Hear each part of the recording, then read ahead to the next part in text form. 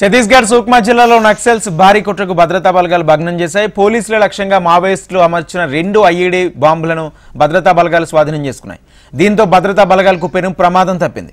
డోర్నపల్ పొల్లంపల్లి మార్గం మధ్య అమర్చిన 20 కిలోల 2 ఐఈడీలను బలగాలు అక్కడికక్కడే నిర్వీర్యం చేశాయి. సిఆర్పీఎఫ్ పోలీసులు ఉమ్మడి ఆపరేషన్గా సుక్మా ఎస్పీ కిరణ్ చవాన్ ధృవీకరించారు.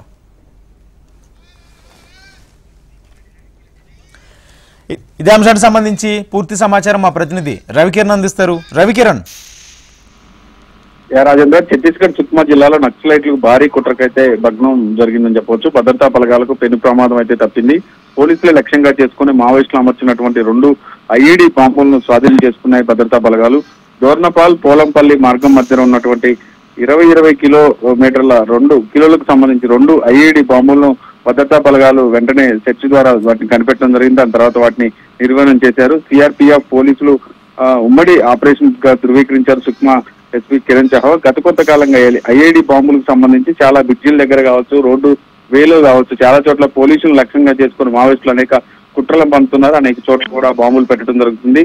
దీని నేపథ్యంలో స్క్వాడ్ ఏదైతే ఉందో, బాంబు స్క్వాడ్ కావచ్చు, సిఆర్పీఎఫ్ సంబంధించినటువంటి జవాన్ల టీం కావచ్చు, ఎప్పటికప్పుడు వాటిని పర్యవేక్షిస్తుండడం, ఎక్కడిక్కడ సెర్చ్ ఆపరేషన్ కూంబింగ్ ద్వారా వాటిని అయితే నిర్వీర్యం చేస్తున్నారు.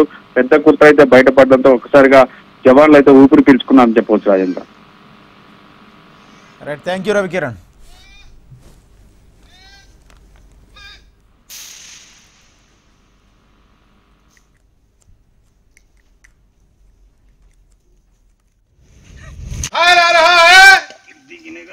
दुबई